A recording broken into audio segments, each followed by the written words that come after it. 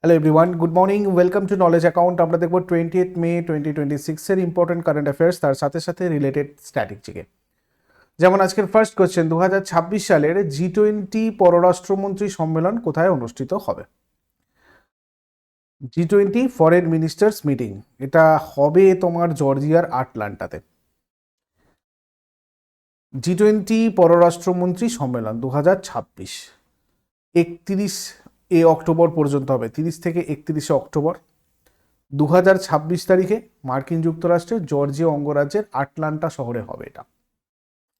এর মূল লক্ষ্য বৈশ্বিক স্থিতিশীলতা আর সমৃদ্ধি ফিরিয়ে আনা। G20 ফোরামে বর্তমানে সর্বমোট 21টা সদস্য রয়েছে। এর মধ্যে বিশ্বের 19টা শীর্ষস্থানীয় অর্থনৈতিক দেশ রয়েছে, যেমন ধরো Argentina, Australia, Brazil, Canada, China, France, Germany, India, Indonesia, Italy, Japan, Mexico, Russia, Saudi Arabia, দক্ষিণ আফ্রিকা, দক্ষিণ কোরিয়া, তুরস্ক, যুক্তরাজ্য, মার্কিন যুক্তরাষ্ট্র, আর তার সাথে সাথে ইউরোপিয়ান ইউনিয়ন রয়েছে আর আফ্রিকান ইউনিয়ন রয়েছে। এই দুটো নিয়ে টোটাল 21টা। এই জর্জিয়ার রাজধানী হচ্ছে আটলান্টা শহর, দক্ষিণ পূর্ব মার্কিন যুক্তরাষ্ট্রের একটা প্রধান শহর এটা, এবং আন্তর্জাতিক প্রতিষ্ঠান আর ব্যবসা কেন্দ্রের হেডকোয়ার্টার।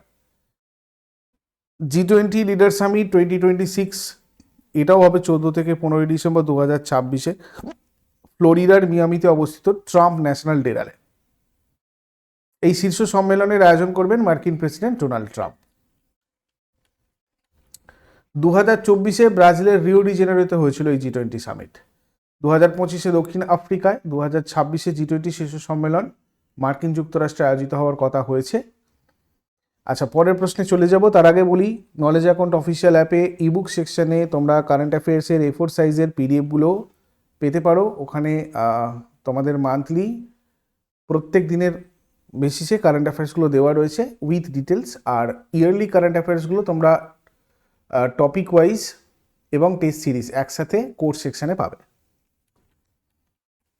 বাকি নলেজ অ্যাকাউন্ট অফিসিয়ালে তোমাদের বিভিন্ন পরীক্ষার প্রস্তুতি ব্যাচ চলছে, তোমরা এগুলো যুক্ত হতে পারো উইথ টেস্ট সিরিজ ব্যাচ। এগুলো মানে চ্যাপ্টার ওয়াইজ কনসেপচুয়াল ক্লাস, তার সাথে সাথে পিডিএফ এবং test series A to Z সমস্ত কিছুটাই তোমাদের এখানে অ্যাভেলেবেল রয়েছে এই ব্যাচগুলোতে। মিসলেনিয়াস ব্যাচেও তোমাদের এই 15 মে থেকে 20 মে করে দেওয়া হয়েছে, অর্থাৎ আজকে পর্যন্ত তোমাদের এই ভ্যালিডিটিটা থাকছে, বাড়িয়ে দেওয়া হয়েছে।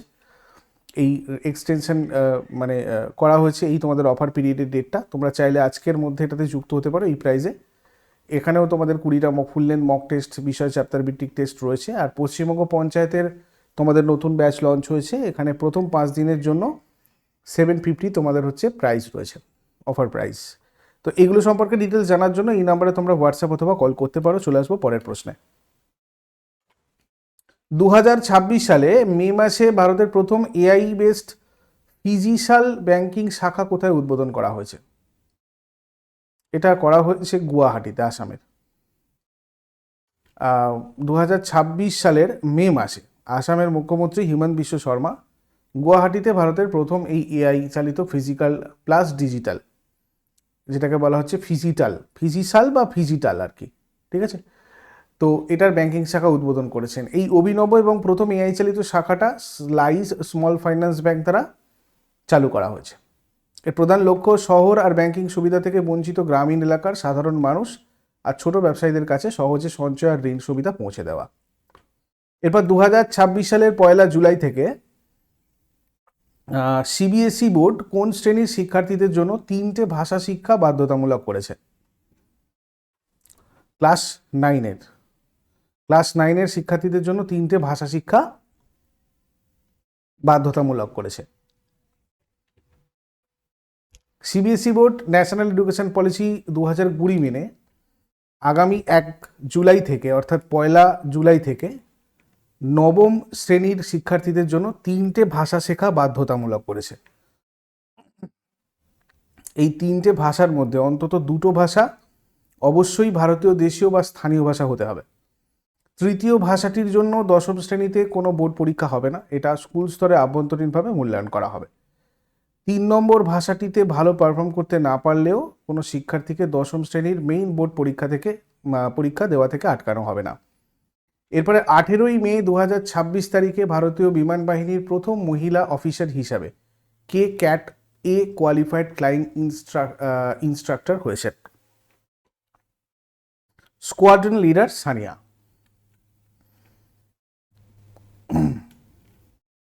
ক্যাট এ কিউএফআই এর গুরুত্ব কি দেখো, এটা ভারতীয় বিমান বাহিনীর সর্বোচ্চ প্রশিক্ষক বিভাগগুলোর একটা, যেটা উন্নত উড্ডয়ন প্রশিক্ষণ মানে অ্যাডভান্স ফ্লাইং ট্রেনিং এবং অপারেশনাল স্ট্যান্ডার্ডের সাথে যুক্ত।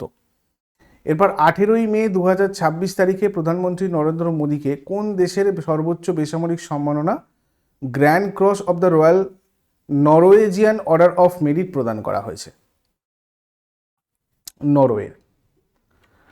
18ই মে 2026 তারিখে অসলোতে ভারতের প্রধানমন্ত্রী নরেন্দ্র মোদীকে নরওয়ের সর্বোচ্চ বেসামরিক সম্মাননা grand cross of the royal Norwegian order of merit এ ভূষিত করা হয়েছে, যেটা প্রধানমন্ত্রী নরেন্দ্র মোদীর 32তম আন্তর্জাতিক সম্মাননা।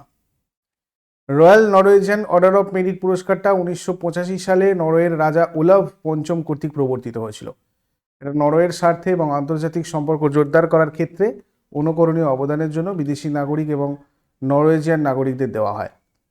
তারপর 18ই মে 2026 তারিখে গণপরিবহন ব্যবহার বৃদ্ধি এবং জ্বালানি সংরক্ষণের জন্য দিল্লিতে কোন ক্যাম্পেইন চালু করা হয়েছে?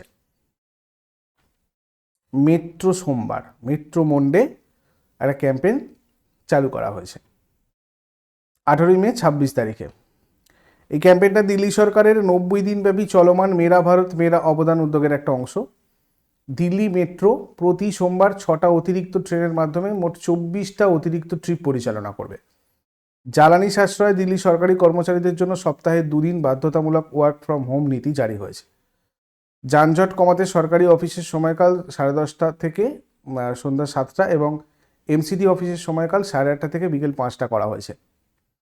এরপর 18ই মে 2026 তারিখে কোন রাজ্য সরকার মহিলাদের জন্য অন্নপূর্ণা যোজনা এবং বিনামূল্যে বাস ভ্রমণের সুবিধা অনুমোদন করেছে? এটা করেছে ওয়েস্ট বেঙ্গল মানে পশ্চিমবঙ্গ। 18ই মে 2026 তারিখে পশ্চিমবঙ্গ সরকার মহিলাদের জন্য সরকারি বাসে বিনামূল্যে সফর এবং অন্নপূর্ণা যোজনা অনুমোদন করেছে, অন্নপূর্ণা ভান্ডার স্কিম। 1 জুন 2026 থেকে পশ্চিমবঙ্গের সমস্ত সরকারি বাসে গ্রামীণ আর শহরের নারীদের জন্য এই বিনামূল্যে ভ্রমণের সুবিধা চালু হবে। অন্নপূর্ণা যোজনার মাধ্যমে যোগ্য উপভোক্তা মহিলাদের প্রতি মাসে 3000 টাকা আর্থিক সহায়তা সরাসরি ব্যাংক অ্যাকাউন্টে দেওয়া হবে। যারা ইতিমধ্যেই লক্ষ্মীর ভাণ্ডার প্রকল্পের সুবিধা পাচ্ছেন তারা স্বয়ংক্রিয়ভাবে এই অন্নপূর্ণা যোজনার অন্তর্ভুক্ত হবেন।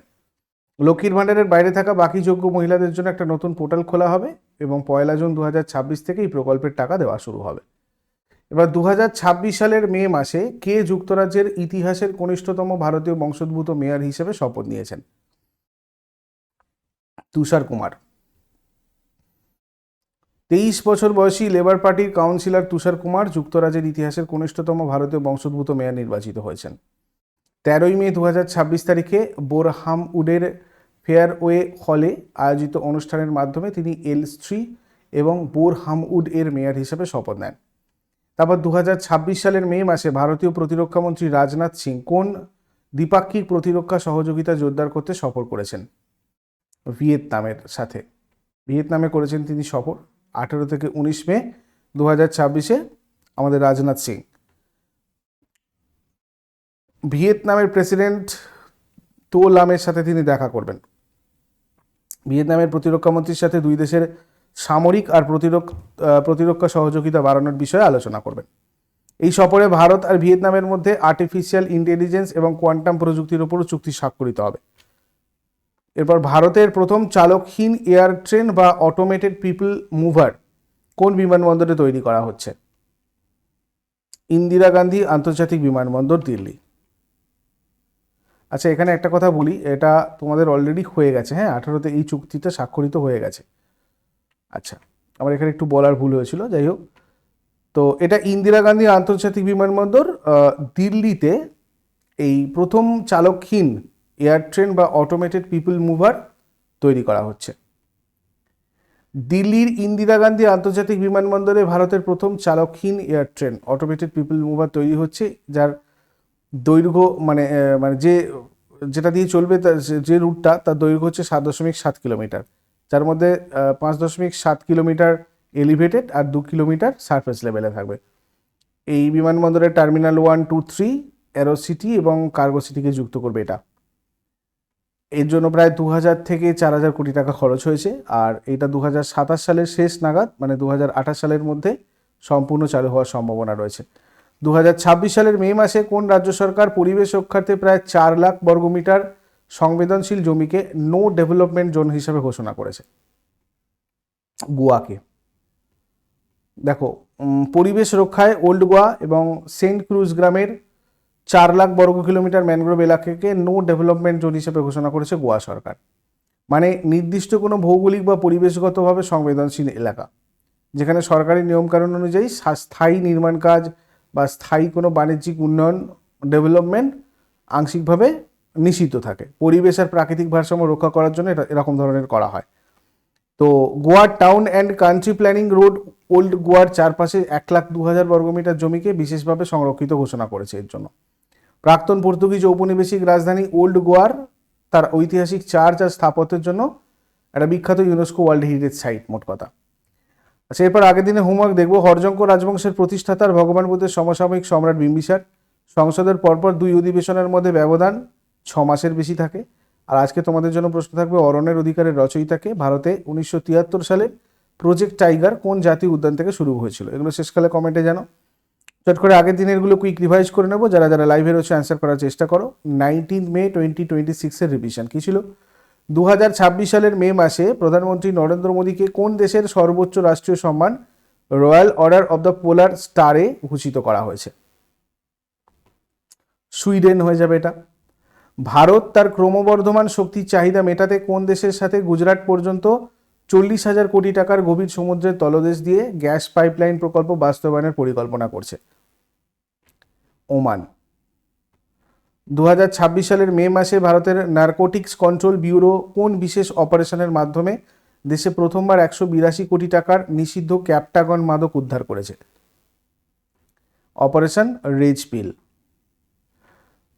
2026 সালের মে মাসে মাত্র 15 বছর বয়সে ইন্ডিয়ান প্রিমিয়ার লিগের একটা একক মরশুমে সবচেয়ে বেশি ছক্কা মারার ভারতীয় রেকর্ড গড়েছেন কোন উদীয়মান ক্রিকেটার?